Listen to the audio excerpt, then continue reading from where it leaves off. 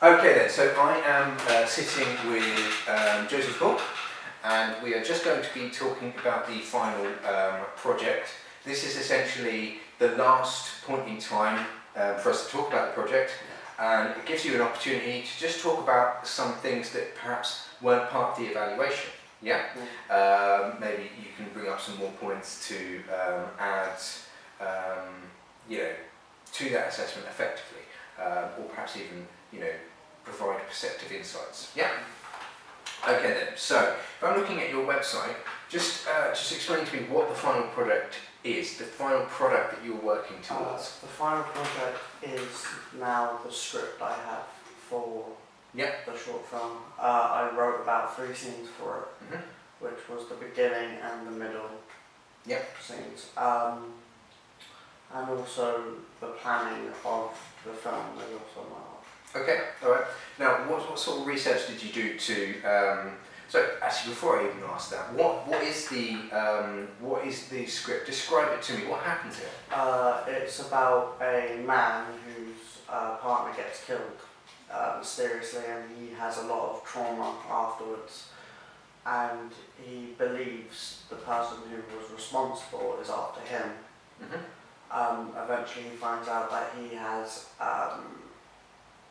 multiple personality disorder, and he had caught cheating beforehand and sort of flipped out and did it himself. And it's just a sort of thriller of stuff not making sense. And then when you find out that it was him, everything turns on its head and it makes sense. Okay, so with the script, whenever someone talks to me about script, I basically say the same thing to them. I ask the same thing. So you're in an elevator, you've just come onto the elevator and you recognise Mr. Big Moneybags producer.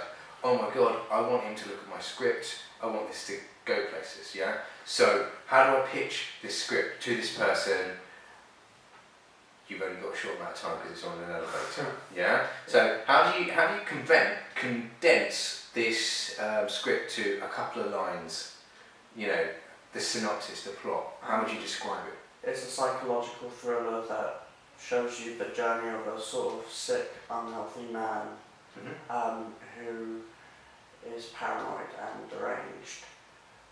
But due to the story, you sort of become familiar with the character as he is in the beginning, and then when you see his true colours, it shocks you. Okay, cool, alright. So big plot twist at the end. Yeah? You Shamali man your audience. Yeah, cool. Okay, so what films and things like that did you get inspiration from? Films like Get Out, The Secret Window.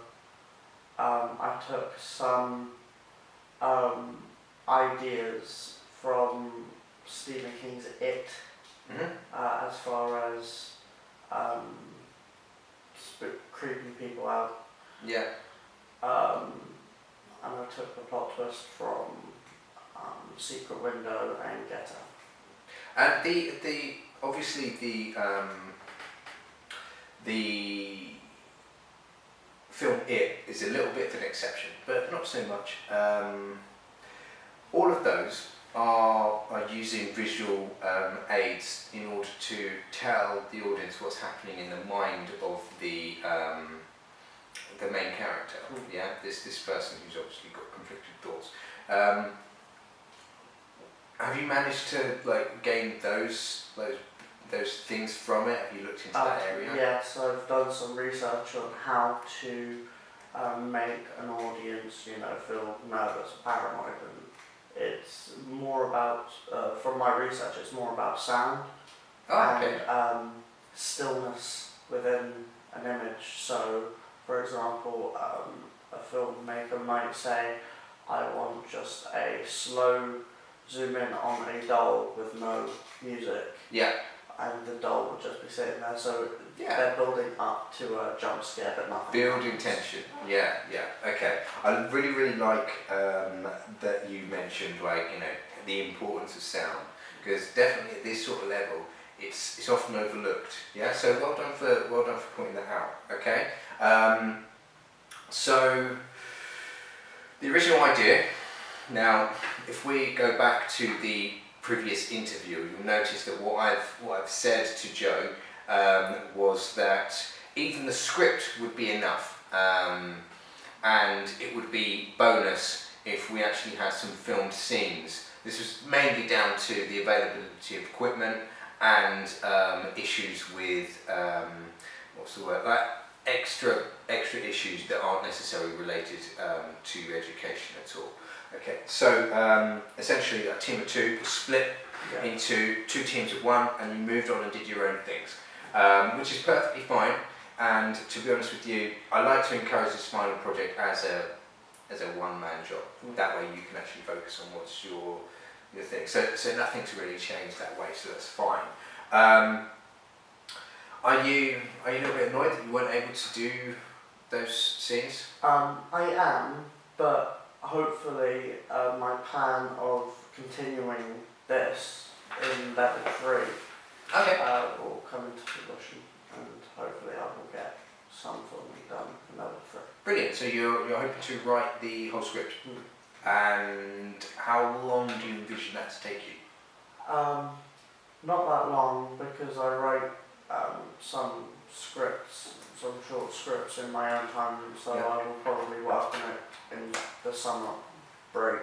Okay, alright, give me a proper deadline. Imagine I'm that guy in the elevator. Time is money, Joe! Probably by the end of the summer I'll have it done. Okay, alright, cool. Well, you can always send me a copy of it and I can give you some feedback, and then that can, be used later on. Yeah, so that'd be good. Obviously in that time you've got a lot of things to think about. You've created a storyboard for this as well that I'll be marking as well. Do you want to talk me through that? Should we get that? Yeah.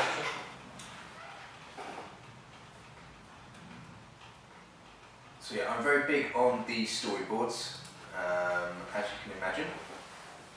And in the past, you've been quite reluctant to finish off storyboards and things like that. What are your thoughts on storyboards? I like storyboards, it's just I am not a good drawer. So Okay. I get very disencouraged because I feel like it's not helpful to anyone seeing my rubbish drawings. Well, I mean, at the same time, this is good. This tells me all I need to know. Well, it would if it has some annotations. Yeah. Why don't you provide some annotations now? Talk us through this. So we see the inside of a museum or an old house or a attraction, and it's a slow pan outward, not pan, zoom out. Yeah. And we see the door open and two men walk in, and one seems quite nervous and quite jittery and very to himself, and the other one's talking about the great opportunity this will give him, and that he's heard about his problems and therapy. Okay, so it's the introduction, the first scene, isn't it? Yeah? Yeah. Okay, alright. Moving on. So they start walking around this museum, and suddenly the man starts seeing a sort of tall, shadowy figure in a doorway, and you can only see. Would you not want to consider some other shots specifically? Because the man sees a tall shadowy figure. Is this the man looking around? Yeah. Okay, so you've got this sort of structure here. Is that them going through the door? Because I can no longer see this man. Is he sort of trailed off and he's still talking? Okay. Can you see how it will be important to have those annotations with it? Yeah. Because those are little things, those are little stage directions and stuff that, I don't know, have they made themselves into the script? Yes. That they have. Alright, okay, well that's good. You can obviously lead one to the other. Yeah. Might be a good idea, if you do have time, is to just essentially number this if you can, panel 1, panel 2, and just break that up into sections on your script. Okay. Yeah, you could do that as a little bit of annotation. I'm perfectly fine for you to just add that little bit in there, because it's obvious that you've been able to thought about this stuff. You just need to be able to communicate it, don't you? Yeah. Okay, moving on. What else have we got? It's an extreme close-up, isn't it? Yeah. Is that a cigarette being put out? Yeah. See, I can see. I understand that. So it gets to the point where it's getting quite late out, and no, sorry, this completely carries on. So the shadowy figure is smoking. Yeah. And then the main character is getting a bit sort of sweaty and sort of scared, and for some reason he's got this sick feeling going on. And then suddenly the man pops back and he's like, "What are you doing?" Yep. He looks back, and the shadowy figure is gone.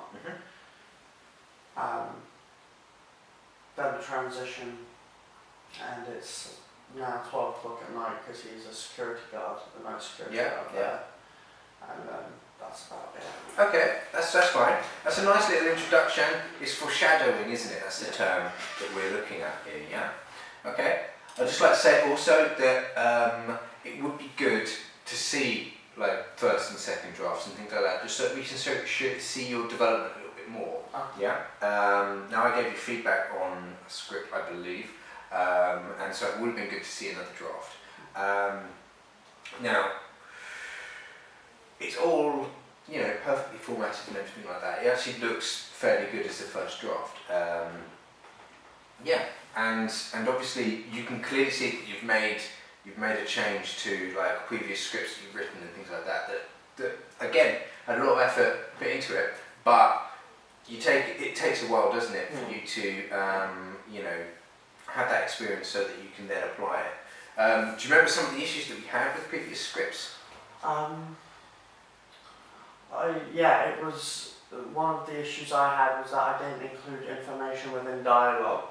So I would have the information in my head and write it down, but it wouldn't be in dialogue. So I would put the character Spencer would say this and that, but no one would know from the dialogue what his name was. Yeah. That makes sense. Yeah. What does the audience actually see or hear? You need to get that information through. Yeah, that's why exposition often is it's quite clumsy with some things because we just need to get this information in. Yeah. You know. Yeah. That's good. Yeah, and you've easily, you know, been able to apply those things. It would have been good to see that reflection on the journal. Were you able to reflect on that at all? I do believe I said. It's brilliant. That. That's good. So, if you were to cast this, who would you have in it? Go on, let's just advance no. Probably David Tennant as the lead character. Okay, good choice. And probably, I don't know, maybe want someone quite small and sort of blodgy as Vic, you know, like he's a sort of creator of the museum, he's quite... Okay. You want a character actor, you want a big character actor. Yeah. Okay. Alright. You don't need to know their names. You go, oh, that guy, I remember you in that. Yeah, that's how it works. Okay, cool. Have you got anything else that you want to add to our little sit-down discussion? Because obviously I don't want to tread like old ground, because I'm going to be reading your evaluations as well. Yeah, no, I don't think so. No? Okay. You had any, what was the highlight of this project for you? Highlight?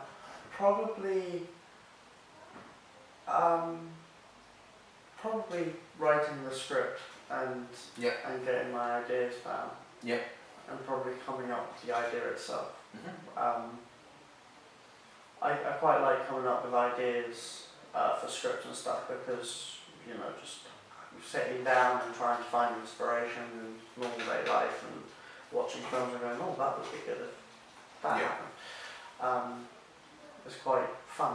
So that was probably the highlight for me. Okay, any regrets?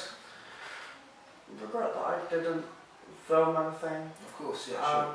Regret that I didn't finish off the script probably because it has great potential. Hence why I want to pass it on to level 3. No. Yep. Fine. Okay, Joe. All right. Thank you very much.